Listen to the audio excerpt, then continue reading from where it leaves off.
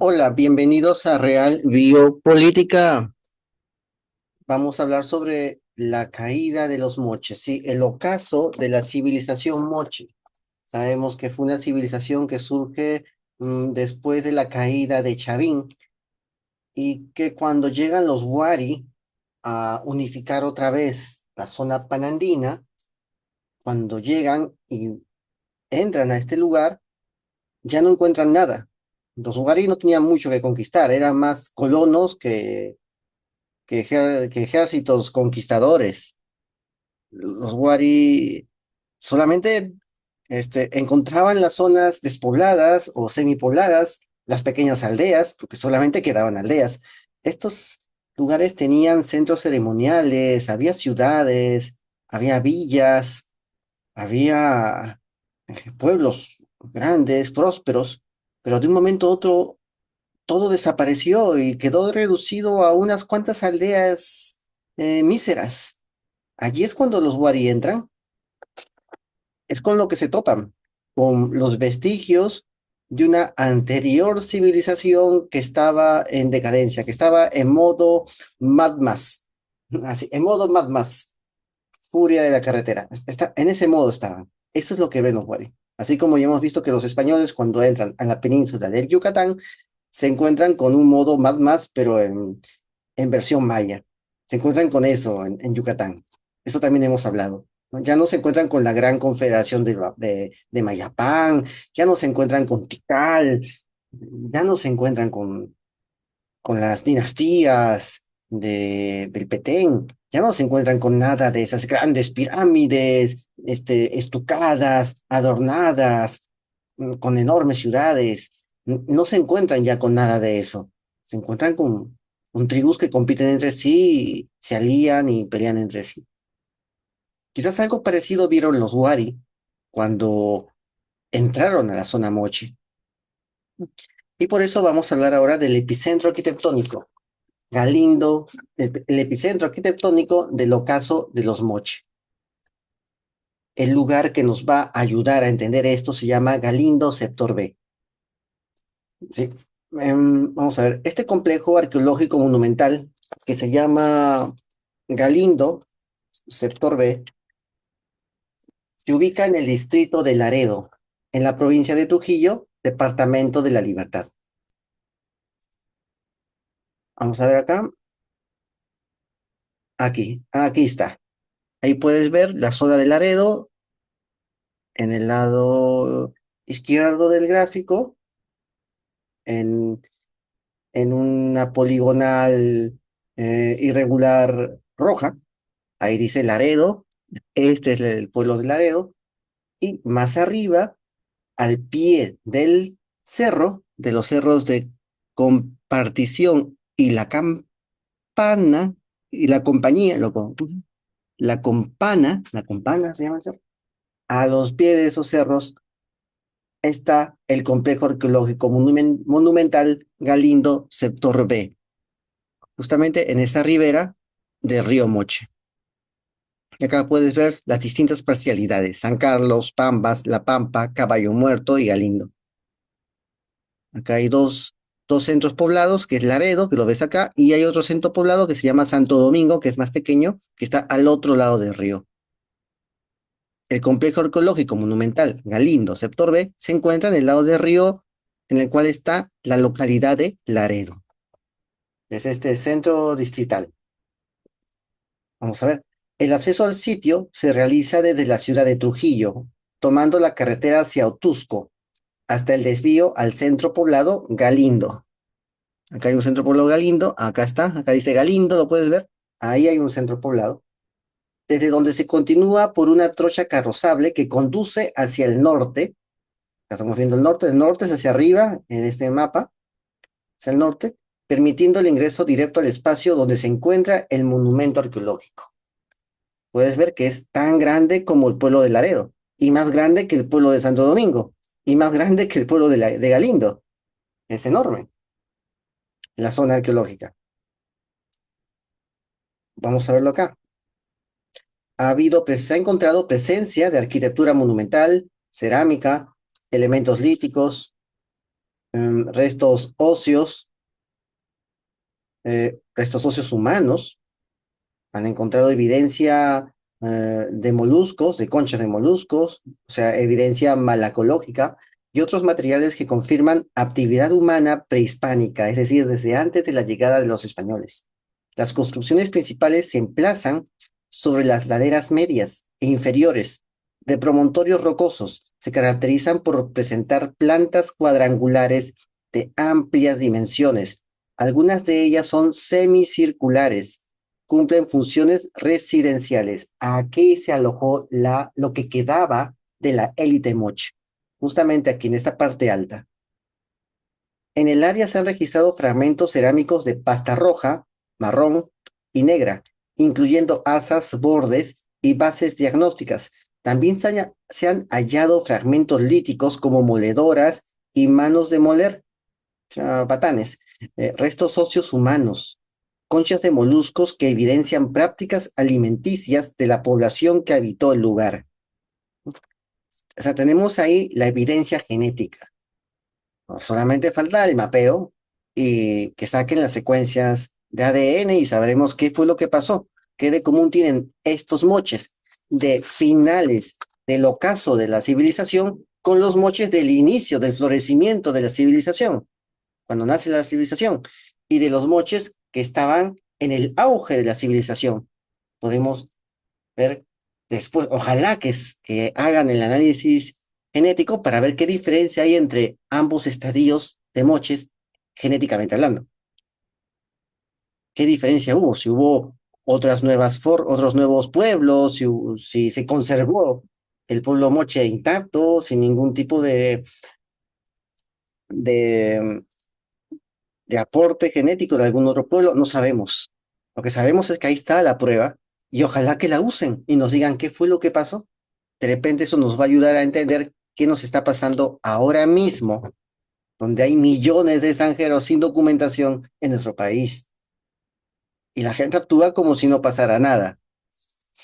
Quizás esto nos ayude a entender algo, pero sabemos que el poder, la academia, siempre está vigilando que, no sé, digan ciertos discursos, ciertas líneas de investigación. Bueno, acá tenemos elementos líticos que componen estructuras arqueológicas destruidos por el tránsito de maquinaria pesada. Es decir, el sitio está abandonado y por lo tanto se va a destruir, desgraciadamente, y no vamos a tener la evidencia de qué pasó aquí, qué está sucediendo aquí, qué fue lo que sucedió aquí en este lugar. Y la pregunta básica, ¿está pasando lo mismo ahora? Es por eso que muchas veces dejan así, abandonados los centros arqueológicos, porque ahí está la respuesta, la solución. Muy probable que también esté la solución, así como esté la respuesta. Y si no sabemos esa solución, esa respuesta, simplemente volveremos otra vez a, a cometer los mismos errores. Ves que al fondo hay un cerrito en forma de triángulo, ¿no? Al fondo. Un triángulo tipo volcancillo. Un cerro bien bonito aquí. Algo significó ese cerro, posiblemente, porque siempre vemos ese tipo de cerro en varios lugares, justamente donde hay esta población. Bueno, el sitio arqueológico de Galindo está clasificado como un monumento arqueológico prehispánico. Su importancia radica en que representa uno de los espacios más relevantes para comprender la etapa de la sociedad moche, una civilización que se desarrolló en la costa norte del Perú desde los primeros siglos de nuestra era hasta aproximadamente el año 800 después de Cristo.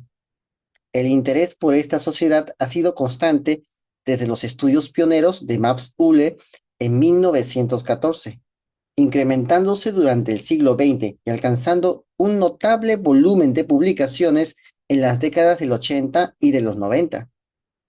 La sociedad moche ocupó un territorio que se extendía desde el valle de Nepeña por el sur hasta el desierto de Sechura por el norte. Entre los sitios más importantes para su estudio se encuentran Pañamarca, Huancaco, las Huacas del Sol y de la Luna, El Brujo, Galindo, Pacarnamu, Dos Cabezas, San José de Moro, Ucupé, Zipán y Pampa Grande. Galindo ha sido estudiado desde los años 70 por varios investigadores como Conrad, Bowden, Pozorsky, quienes se enfocaron en los patrones arquitectónicos, residenciales y religiosos. Una de las propuestas más aceptadas sostiene que la sociedad Moche trasladó su centro principal, o sea, su capital, desde el Valle de Moche, específicamente las Huacas del Sol y de la Luna, hacia este asentamiento de Galindo, donde se desarrolló la fase Moche 5. Eso, esa es la propuesta, que la capital pasó de aquí a allá, pasó de allí, de abajo, de Moche, cerca a Trujillo, a esta zona alta. ¿Por qué viajaron? ¿Por qué trasladaron la capital a esta zona alta llamada Galindo en su fase final? Y por las construcciones y todo lo que vemos, todo lo que queda, los arqueólogos concluyeron que era la misma élite la que se pasó hasta acá, la que tuvo que salir de ahí, salir de Moche, salir de ese valle tan hermoso, tan próspero, de esos bosques sagrados, tuvo que salir de ese lugar y asentarse en este sitio. Y también construir las mismas plataformas, los mismos tipos de edificaciones, recrear esa edificación que había en Moche, ese tipo de edificaciones que hacía en Moche, tratar de recrearlo en este nuevo lugar. Y aquí es donde, en la fase Moche 5, que sería el Moche de la decadencia, terminó la élite Moche. Aquí es donde se empezó a extinguir la élite Moche. Hasta aquí quedó. Esa es la respuesta. Esta interpretación ha sido respaldada por estudios de Bowden, Moseley y Shimada, aunque investigaciones recientes sugieren que ambos sitios pudieron haber coexistido hasta aproximadamente el año 850 después de Cristo, lo que implica una ocupación simultánea. O sea, la pregunta es, ¿estamos hablando de una expansión moche, de que construyeron este centro, eh, este complejo, ¿no? Que es un complejo? ¿Por qué? Porque es religioso, es burocrático, es civil. Acá hay sacerdotes, funcionarios, o sea, es otro complejo gubernamental, Moche, aquí. Lo colocaron porque estaban huyendo, escapando, porque sabemos que aquí es cuando se da un fenómeno atmosférico, un fenómeno climático que destruye la dinastía Tang en China. Eso también hemos hablado aquí, ¿no? O se estaban expandiendo, simplemente ya aquí estaban empezando a crear su centro de poder y poco a poco eh, estaban abandonando las huacas del Sol y de la Luna. O sea, poco a poco. O sea, era una especie de, de migración política, una migración del poder de un foco territorial a otro, que es esta zona que es más alta. O simplemente estaban coexistiendo solos. Y si estaban coexistiendo solos, ¿qué pasó después que todo desaparece? Ya tenemos varias hipótesis, ¿no? Pensaron que todo iba bien, se siguieron expandiendo y al final destrucción repentina. Bueno, entonces sugieren que fue simultáneo, pero la pregunta es, ¿y si fue simultáneo, fue equiparable? O sea, pudo haber, o sea, ambos coexistían del mismo modo, con la misma predominancia, con el mismo equilibrio, o simplemente esto era una plataforma para que la zona principal de la Huaca del Sol y de la Luna, que está más abajo, poco a poco migre hasta este lugar, ¿no? O sea, un santuario de poder. Bueno, el sitio de Galindo se caracteriza por la presencia de dos elevaciones montañosas denominadas localmente como Cerro Galindo y Cerro Muerto. La sectorización arquitectónica más detallada fue realizada por Bowden en el año 77 y posteriormente adoptada por Loscar. En la ladera A, ubicada en las faldas del Cerro Galindo, se encuentra la arquitectura residencial, además de la fosa A y la muralla A. En la ladera B En las faldas del Cerro Muerto se observan estructuras destinadas al almacenamiento. O sea, tienen, ¿por qué? Sabemos que el almacén era el centro de poder porque ahí se acopilaban, se acopiaban todos los recursos del valle circundante. Entonces, para poder obtener esos recursos, había que pedir permiso a los señores. Ese era el poder, tener el almacén y los recursos. ¿Qué significa? Significa que si el día de hoy alguien tiene poder, alguien desea poder de este tipo, crea un estado de emergencia, la gente no tiene recursos para conseguir su comida, pero alguien tiene el control de los almacenes. Y son los que van a repartir esa comida a cambio de cierta conducta, cierta obediencia. Es así como funciona el sistema, señores. ¿Mm? No va a pasar, sigan diciendo que no va a pasar. El hecho es que las reglamentaciones ya se están dando, la infraestructura se está dando, se está reconvirtiendo, ¿m? Bajo el tema de gestión de situaciones de emergencia, centro de operaciones de emergencia. Bueno, tenemos también la ladera C, que está localizado aguas arriba de la quebrada que divide el sitio. También presenta almacenes, estructuras de almacenamiento. Estaban preocupados en almacenar bastantes recursos, en acopiar muchos productos. Estaban muy preocupados por eso. ¿Por qué? Porque el almacenamiento, el control de un almacén que esté lleno, representa poder. Si el almacén está vacío, ya no tienes poder. Necesitaban entonces crear varios almacenes. Significaba que estaban empezando a copiar de los campesinos circundantes los productos. Eso es lo que le daba poder. ¿Por qué tanto interés? ¿Qué cosa estaban previniendo? Había sequía por el fenómeno del Niño, que sabemos que se dio en ese tiempo. Bueno, la planicie A está situada al oeste de la quebrada y al sur de la ladera. ¿M? Y acá podemos ver parte de ese sitio arqueológico. Acá está la vista panorámica del área intangible conformante del sitio arqueológico Galindo con maquinaria pesada que lo está destruyendo de a poco. ¿Ves? Así. Acá podemos ver el lugar. ¿M? Aquí podemos ver el lugar. Vamos a ver.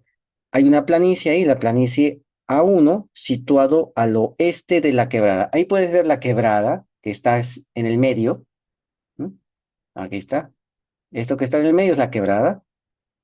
Ahí puedes ver un surco, un surco, que sería como un río. Esto se activaría, pues, cuando hay bastante lluvia, en épocas de precipitaciones muy abruptas. Ahí se activaría. Pero esta es la quebrada que parte entonces el complejo. El complejo está aquí, delimitado con esta línea azul. Pues acá podemos ver la planicie A. Está situado al oeste de la quebrada. El oeste sería el lado izquierdo de la quebrada, y al sur de la ladera B.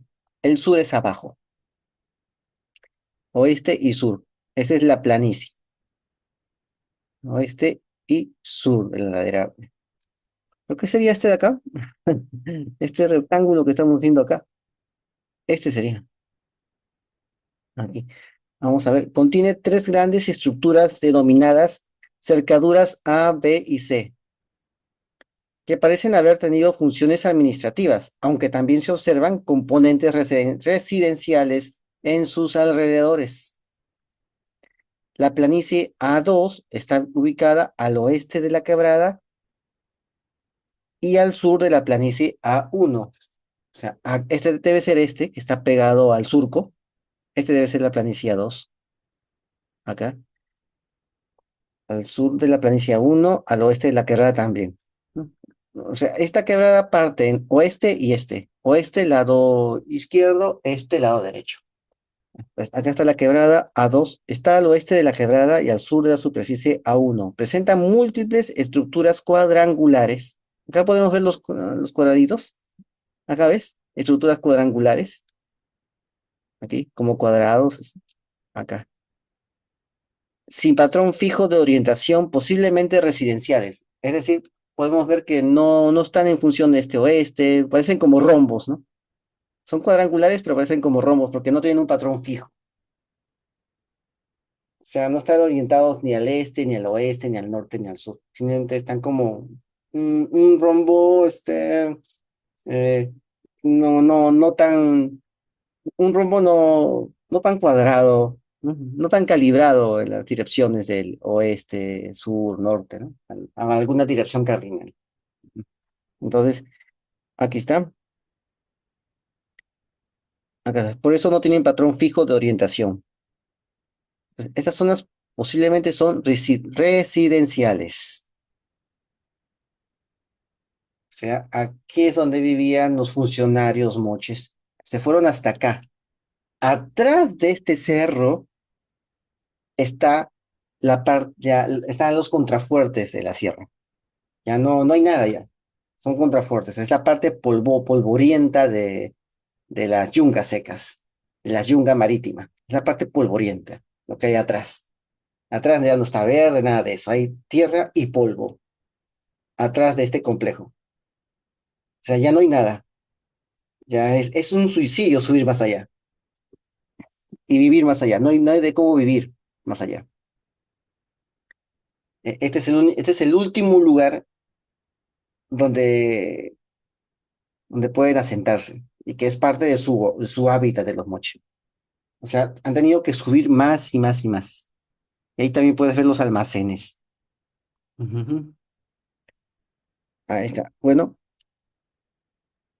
la planicie B está al este de la quebrada, o sea, al lado derecho. Hay una planicie B. Y al sur de la ladera A. Acá está, aquí, aquí al sur. Debe ser este de que está acá. ¿M? Este cuadrángulo que está acá, que tiene un patio grande. Debe ser eso. Vamos a ver qué nos dice. Está separada por la fosa A y la muralla A. Aquí puedes ver la muralla. Es esta línea que está acá, que cruza que cruza esta parte de la parte que está a la derecha de la quebrada, del surco, la quebrada. Acá hay una muralla. ¿Puedes verlo? Ya. Aquí. Entonces, esa parte de la planicie B está separada por la fosa A y la muralla A. Aquí está. ¿Ves? Entre estas dos, acá hay una muralla y acá hay un surco. Esta debe ser la fosa. Alberga dos huacas de gran tamaño. Aquí lo puedes ver. Dos huacas. Acá puedo ver las dos huacas. Aquí. Donde estoy colocando el cursor, aquí deben estar. Estas deben ser las dos huacas. La huaca de las abejas, que es la plataforma A, y la huaca de las lagartijas, que es la plataforma B. Además de otras dos plataformas menores, C y D. O sea, plataformas. Estos patios extensos, plataformas. Estas plataformas, a manera de montículos, solo se encuentran en este sector. O sea, es muy probable que aquí sean los lugares de congregación. Son plataformas donde va la gente, se reúne y alguien saca de los almacenes los alimentos y los reparte. Pero los almacenes están algo lejos de la plataforma.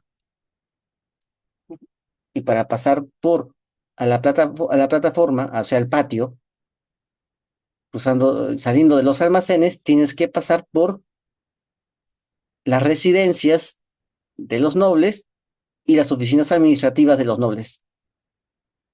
Recién ahí pasas al patio, donde se congrega la gente. Es, Han pensado mucho en esa estructura aquí. Bueno, entonces, estas plataformas, a manera de montículos, como ya he dicho, solo se encuentran en ese sector. La plataforma A ha sido comparada con la Plaza 1 de la Huaca de la Luna, lo que refuerza su relevancia ceremonial. ¿Ves? Tiene una comparación, un símil.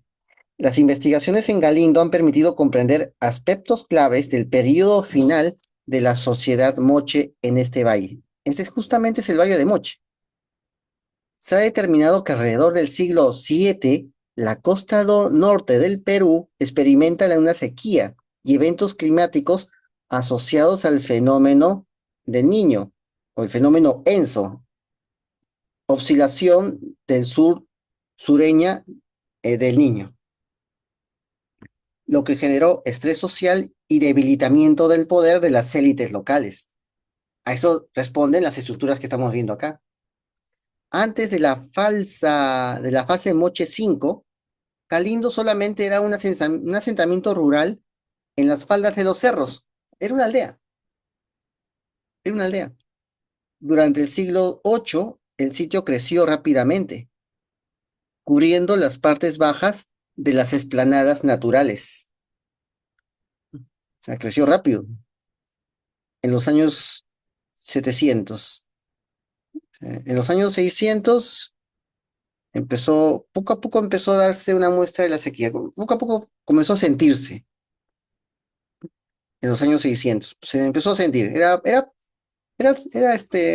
soportable, pero ya en el siglo VIII,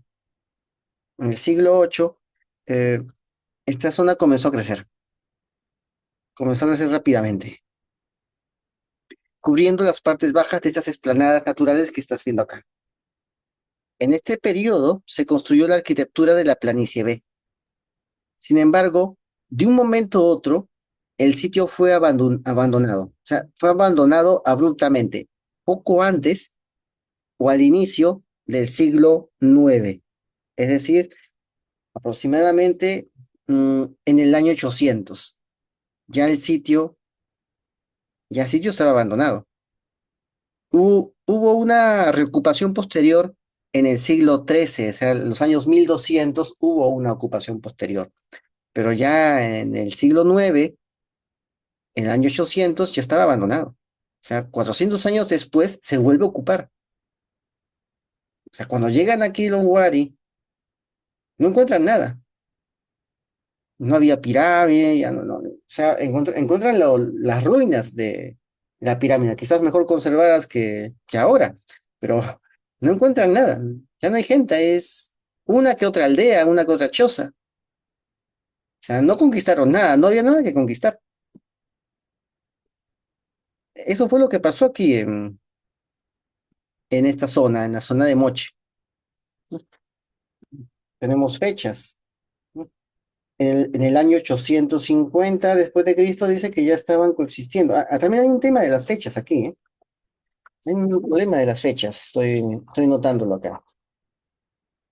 Sabemos que es el año 900 donde aparece esta, este fenómeno este fenómeno del niño.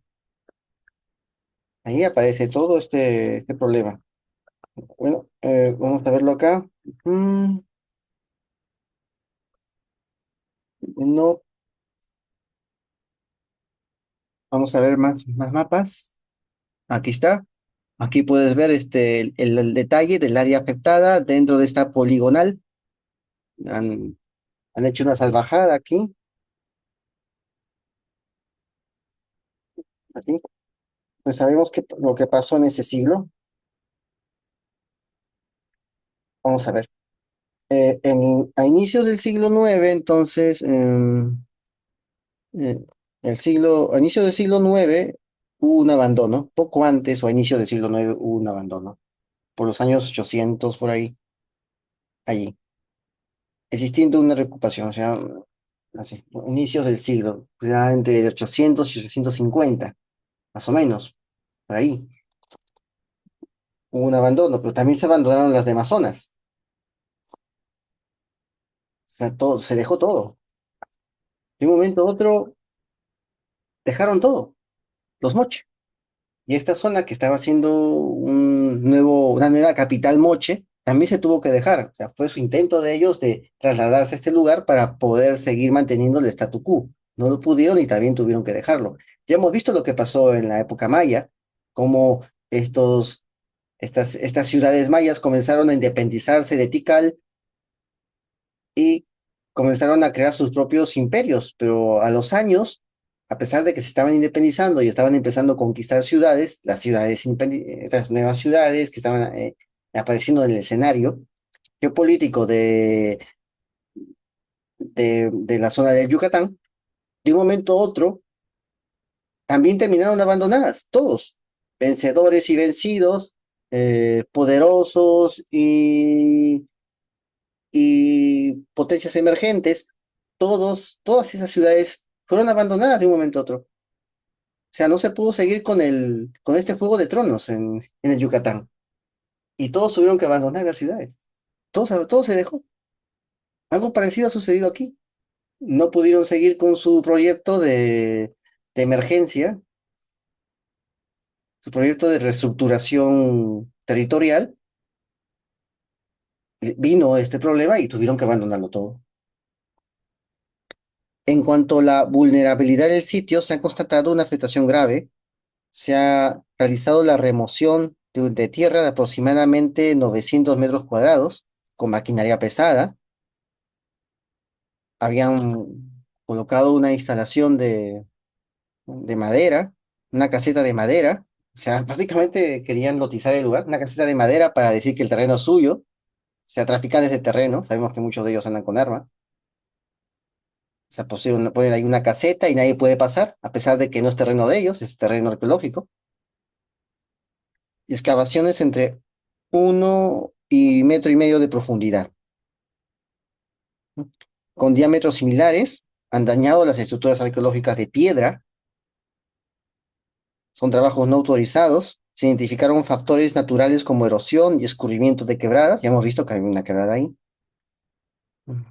Sí. Bueno, desgraciadamente todo esto está pasando, aunque más del 90% del monumento permanece conservado en contexto, la expansión urbana y el tránsito vehicular sistemático alteran estas zonas. El sitio se encuentra en una zona de constante tránsito, los carros pasan por ahí como si nada, aunque a pesar de que no hay pistas, no hay carretera, no hay nada de eso, pero igual los carros suben y pasan por encima. ¿M? Y esto incrementa la fragilidad y riesgo del lugar, agravado por actividades ilícitas y ocupaciones precarias. Están destruyendo toda la información. Acá puedes ver los fragmentos de cerámica de este sitio arqueológico y ahí está la caseta de madera que han puesto para amedrentar a la gente para que la gente no cruce por ahí, a pesar de que este terreno no es de ellos. Está registrado como propiedad de la nación. Y mira lo que es la invasión. ¿Ves? Ahí está. Esto es lo que está pasando. ¿Ves? Están lotizando esos terrenos. Hay gente inescrupulosa, ¿no? Tú pasas, te reciben con un arma. No quieren que pases, a pesar de que el terreno no es de ellos. Es patrimonio de la nación, pero quieren apropiarse. Eso es delito. Eso está pasando en muchos lugares del Perú, ¿eh? Una gran cantidad de lugares del Perú. A sitios donde no puedes ir porque te van a amenazar, a pesar de que esa tierra no es de ellos. Te van a decir que es propiedad privada. El Estado prácticamente no sé mucho, ¿eh? No sé mucho. Pero aquí vamos a encontrar, si es que esto se preserva, podemos saber las respuestas de por qué cayeron. ¿Qué fue lo que hicieron? ¿Cómo respondieron? Y cómo al final tuvieron que rendirse. O cómo tuvieron que transformarse, cómo tuvieron que reinventarse para poder sobrevivir. Al final, el monumento de Galindo, sector B, con esta riqueza arquitectónica, ceremonial y social, es un eje clave para comprender la transformación y el ocaso de la civilización moche en la costa norte del Perú. Entonces, hasta aquí lo dejamos. Acá están nuestras redes de Real Biopolítica. Entra a Real Biopolítica, entra a nuestra página de Facebook, a nuestro blog, a nuestro YouTube. En Odyssey vas a encontrar bastante información. A nuestro Telegram de Real Biopolítica. También puedes entrar al WhatsApp de Real Biopolítica. Entra a la página de Facebook. Tenemos ya 61,000 seguidores. Seguimos aumentando. Aumentamos como la espuma. Sí. Eh, Entra allí y vas a encontrar las redes de Real Biopolítica. Y en mi Twitter paro mostrando más información. Así que, ya sabes, hay PayPal, ahí para que aporten. Y nos vemos hasta otra ocasión. Suscríbete, comenta y comparte hazlo viral y no te olvides, la verdad está a la vista. Saludos.